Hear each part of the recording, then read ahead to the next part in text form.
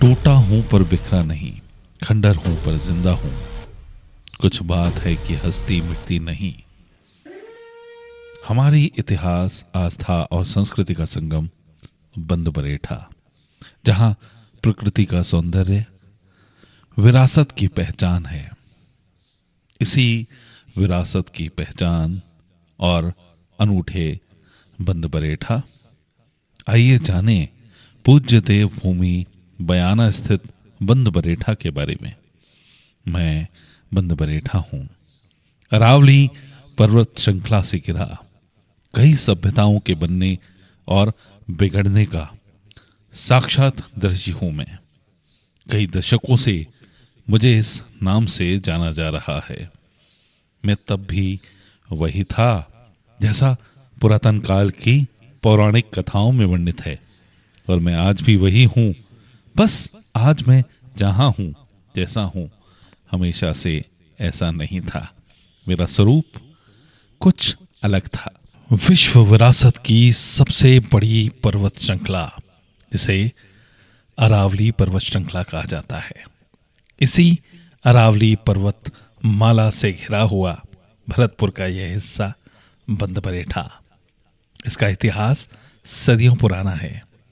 परंतु अरावली पहाड़ियों का नष्ट होना इसके वास्तविक स्वरूप को कहीं ना कहीं धूमिल कर रहा है, क्योंकि अपने सुविधा क्षेत्र को बढ़ाने के लिए, मानव संसाधनों को बढ़ाने के लिए, साथ ही भवन निर्माण को बढ़ाने के लिए इन पहाड़ियों का अवैध खनन कहीं ना कहीं इसके वास्तविक स्वरूप को नष्ट कर रहा है। अरावली पर्वतमाला पारिस्थितिकी संतुलन, जल संरक्षण, जैव विविधता और खनिज संसाधनों के लिए बहुत ही महत्वपूर्ण है। कई चुनौतियों का सामना हमें करना पड़ रहा है, जैसे खनन, अवैध खनन, वनों की कटाई, जल संकट और पर्यावरणीय नियमों की अनदेखी हो रही है। इसके लिए कठोर कदम उठाने होंगे। खनन पर प्रतिबंध लगाना होगा, पुनर्वीकरण कार्यक्रम करने होंगे, जन समुदाय की भागीदारी, पर्यावरणीय शिक्षा महत्वपूर्ण है। अरावली पर्वतमाला न केवल प्राकृतिक सौंदर्य का प्रतीक है, बल्कि उत्तर पश्चिम भारत के पारिस्थितिकी संतुलन में भी महत्वपूर्ण भूमिका निभाती है। इसका संरक्षण हमारे भविष्य के लिए अनिवार्य है। हम सबकी जिम्मेदारी है कि हम मिलकर इसके संरक्षण में योगदान दें और इसकी जैव विविधता को बनाए रखें। इससे पहले कि बंद बरेठा को जानें, आइए बयाना को समझते हैं। यूं तो बयाना से जुड़े हुए पुरातन काल के कई किस्से रोचक हैं, परंतु उनमें से सबसे प्रसिद्ध किस्से, जिसमें बयाना के इतिहास में महिलाओं के बलिदान की कई कहानियां प्रचलित हैं, जिसमें रानी कर्मावती का बलिदान, जिसे प्रथम जौहर कहा जाता है। रानी कर्मावती, जिन्हें महारानी कर्णावती के नाम से भी जाना जाता है, अपने सम्मान की रक्षा हेतु जौहर करने का निर्णय इन्होंने लिया था। तो अपने सम्मान की रक्षा करने के लिए प्रथम जौहर का प्रतीक बयाना है। पौराणिक कथाओं की माने तो बयाना का इतिहास वानासुर से जुड़ा हुआ है। बयाना का इतिहास कई वर्षों पुराना है। इसे वानासुर की नगरी भी कहा जाता है। कहा जाता है कि वानासुर की पुत्री उषा और भगवान श्री कृष्ण के प्रपौत्र अनिरुद्ध का विवाह हुआ था, और उसी के विरोध में वानासुर श्री कृष्ण से युद्ध कर बैठा, जिसके परिणाम स्वरूप उसे हार का सामना करना पड़ा। ये प्रेमाख्यान श्रीमद् भागवत 10.62 और पुराणों में भी वर्णित है। अगर इसके प्रमाण की माने तो बयाना में उषा मंदिर इसका प्रमाण है। चूंकि बयाना का इतिहास कई वर्षों पुराना है और पौराणिक कथाओं से जुड़ा हुआ है, इसलिए विश्व भर से श्रद्धालु और दर्शनार्थी साथ ही पर्यटक यहाँ वर्षों से आया करते हैं, क्योंकि बयाना शुरू से ही प्रकृति से समृद्ध रहा है। यहाँ का वातावरण बेहद अच्छा और अनुकूल है। यहाँ के प्राकृतिक संसाधन देखने योग्य हैं।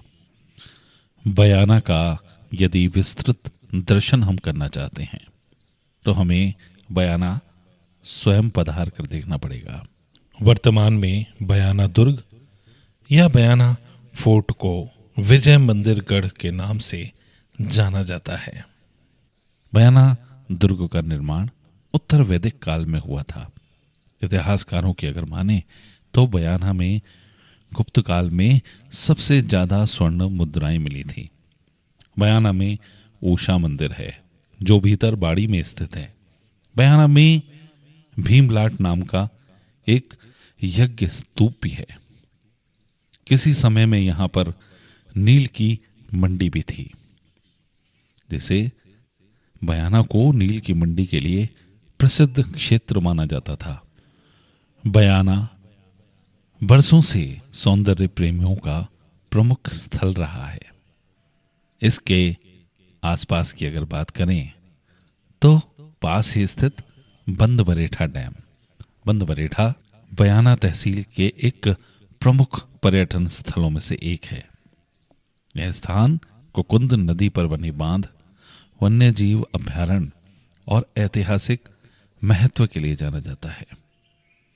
इसे पुरातन काल में श्रीपस्त या श्रीपस्थ के नाम से भी जाना जाता था।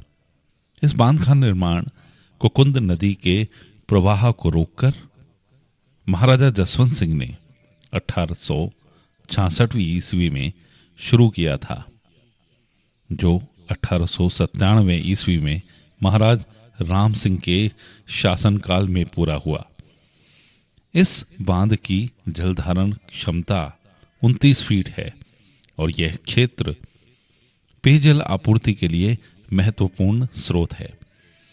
यदि वन्यजीव अभयारण्य की बात करें, पूर्व में तो बंदबरेठा वन्य अभयारण्य करीब 200 किलोमीटर तक फैला था, लेकिन वर्तमान में इसका क्षेत्र विस्तृत होकर लगभग 366 वर्ग किलोमीटर तक हो गया है।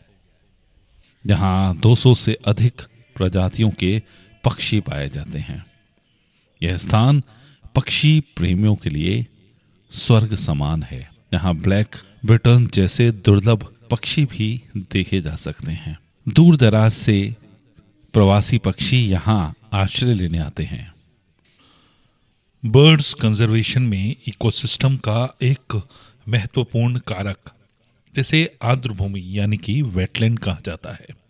यहाँ जल स्थायी रूप या मौसमी रूप में मौजूद रहता है। ये दलदली झीलें, तालाब, नदियों के किनारे एक नम भूमि होती है। आर्द्रभूमि पक्षियों के लिए महत्वपूर्ण आवास स्थल है, लेकिन यह धीरे धीरे नष्ट होते जा रहे हैं, जिनके कारण इनके प्रजनन की समस्या बढ़ती जा रही है। प्रवासी पक्षियों का ठिकाना हुआ करते ये वेटलैंड्स धीरे धीरे नष्ट होते जा रहे हैं। आहार और पोषण का स्रोत यह वेटलैंड्स, जहां कीट, मछली, उभयचर और जलजीवों का समृद्ध भंडार होता था, यह प्राकृतिक वातावरण के चलते हुए नष्ट होता जा रहा है। तो इनके संरक्षण के लिए उपाय करने होंगे। संरक्षित क्षेत्र घोषित करना होगा। स्थानीय समुदायों की भागीदारी इसमें महत्वपूर्ण भूमिका अदा करेगी। प्रदूषण को नियंत्रित करना होगा। प्रवासी पक्षियों की निगरानी करनी होगी। इनके पुनर्वास और पुनरुद्धार के लिए कार्य करने होंगे। पर्यटन और आवास की दृष्टि से भी बंदबरेठा एक शांत और रमणीय स्थल है। परंतु वर्तमान में जिस तरह से वनों को नष्ट किया जा रहा है अपने आवास के क्षेत्र को बढ़ाने के लिए, वो वाकई में बहुत ही चिंताजनक है। वन्यजीव संरक्षण प्राकृतिक पर्यावरण में रहने वाले पशु पक्षियों और अन्य जीवों की रक्षा हमें करनी होगी, क्योंकि वन्य जीव हमारे तंत्र का महत्वपूर्ण हिस्सा है और उनके संरक्षण से प्रकृति का संतुलन बना रहता है। अवैध शिकार, वनों की कटाई, जलवायु में परिवर्तन और प्रदूषण मुख्य कारक हैं जिसके कारण हमारा वन्य जीव कहीं ना कहीं प्रभावित हो रहा है। इसके लिए सकारात्मक कदम उठाने होंगे, जागना होगा, जन जागरूक अभियान चलाने होंगे ताकि वन्यजीव संरक्षण को बढ़ावा मिले। जब मेरी दृष्टि इस खामोश पड़े बयाना स्थित बंद बरेठा की ओर जाती हैं तो सहसा ही व्याकुल हो उठती हैं, क्योंकि यह सदियों से ऐसा नहीं था।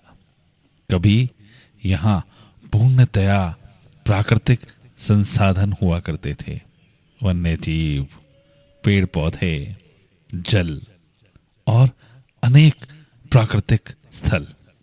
लेकिन आज कहीं ना कहीं इसका वास्तविक स्वरूप नष्ट होता जा रहा है। ऐसा नहीं है कि जनता जागरूक नहीं है, इसके लिए, इसके संरक्षण के लिए कदम भी उठाए गए हैं, कुछ सरकार द्वारा और कुछ लोगों द्वारा, लेकिन यह पर्याप्त नहीं है।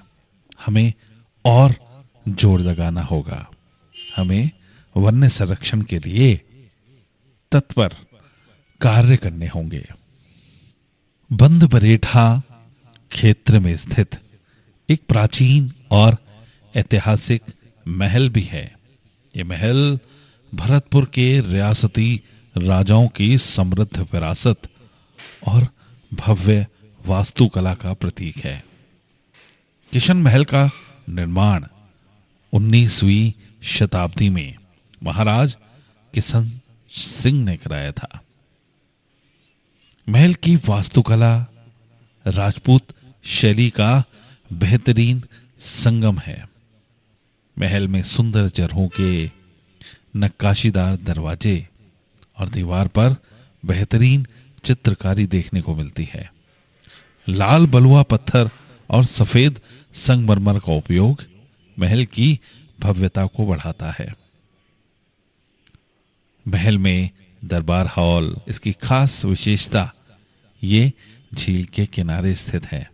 यहाँ बैठकर बंद बरेठा के जल प्रपात को और जल स्रोत को आसानी से देखा जा सकता है और इस दृश्य का आनंद लिया जाता है। पर अफसोस, यदि मैं कहूँ कि किशन महल के बारे में ये सब जानकारी एक इतिहास थी, क्योंकि आज जो किशन महल का वास्तविक स्वरूप है वो नष्ट हो गया है, तो हमें जागना होगा।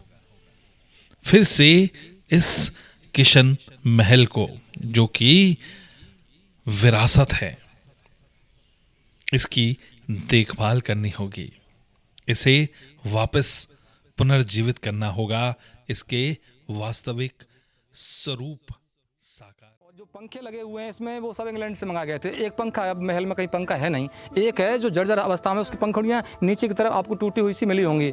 हाँ, वो है। वो ये सारे आइटम्स इंग्लैंड से ही आए, रस्टन के साथ में ही आए। जब ये रस्टन इंजन आया था, इंग्लैंड से आया था। यहाँ थिएटर चलता था उस ज़माने में, हर कोई पिक्चर या कैसेट चेंज करके नहीं जानता था, वो करते थे उस ज़माने में।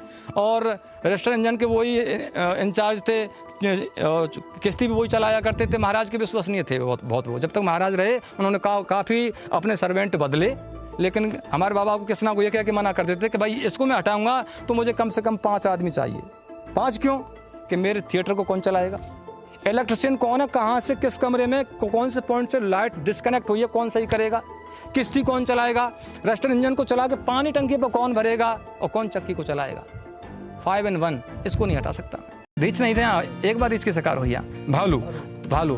तो मैं बात 1945 1950-55 की बात कर रहा हूँ। मैं आपको 70 साल बैक लौटा रहा हूँ। तो बताते हैं वो बच्चे की तरह रोया जब उसको शिकार हुआ। जब एक ही बार बताते हैं कि एक ही बार भालू का शिकार हुआ। शेरों की शिकार तो यहाँ पर बहुत हुई है।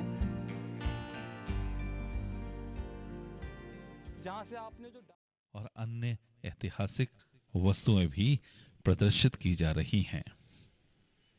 किशन महल के आसपास के क्षेत्र पर्यटकों को बर्ड वॉचिंग और प्रकृति की सैर और इतिहास की झलक प्रदान करती हैं। बंदबरेठा वन्यजीव अभयारण्य का दौरा करने वाले पर्यटक भी किशन महल की भव्यता का आनंद लेते हैं। बहुत ही जल्दी बयाना स्थित बंदबरेठा और यहाँ के आसपास के रमणीक स्थल जिनमें वन्यजीव अभयारण्य भी शामिल है, सदियों से ऐतिहासिक स्तंभों का प्रतीक रहा बयाना और इसके आसपास का प्राकृतिक वातावरण, ऐसा है हमारा बयाना क्षेत्र, यहाँ स्थित बंदबरेठा और इसके आसपास के रमणीय स्थल।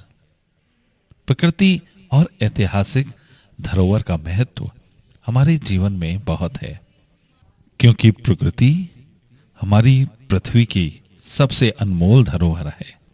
यह न केवल स्वच्छ हवा, शुद्ध जल और पोषण प्रदान करती है, बल्कि मानसिक शांति और आत्मिक सुख भी देती है। जीवन का आधार है प्रकृति। पेड़ पौधे, नदियां, पहाड़ और वन्यजीव हमारी पारिस्थितिकी तंत्र को संतुलित बनाए रखते हैं। स्वास्थ्य की दृष्टि से भी ताजी हवा, स्वच्छ जल और प्राकृतिक भोजन हमारे शरीर और मानसिक स्वास्थ्य के लिए आवश्यक है। साथ ही प्राकृतिक संसाधनों से ईंधन, औषधियां, वस्त्र और दैनिक जीवन के अनेक साधन हमें प्राप्त होते हैं। जलवायु में संतुलन रखती है और पर्यटन और रोजगार की दृष्टि से तो इसका महत्व बहुत है। हमें इस धरोहर को संरक्षित करना चाहिए, क्योंकि संस्कृति और विरासत हमारे देश का अनमोल हिस्सा है। आइए हम सब मिलकर प्रण करें कि प्रकृति की धरोहर को हम संरक्षित करेंगे। जैसे प्रकृति हमें जीवन देती है, वैसे ही ऐतिहासिक धरोहरें हमें जीने का मार्ग सिखाती हैं। दोनों का संरक्षण अत्यंत आवश्यक है, ताकि आने वाली पीढ़ियां भी इससे लाभान्वित हो सके। हमें प्रकृति और धरोहरों को संरक्षित कर सुंदर, स्वच्छ और समृद्ध भारत के लिए उपहार के रूप में देना चाहिए। प्रकृति हमारी माँ है, धरोहरें हमारे पूर्वजों की निशानी, इनका संरक्षण ही हमारी असली जिम्मेदारी है।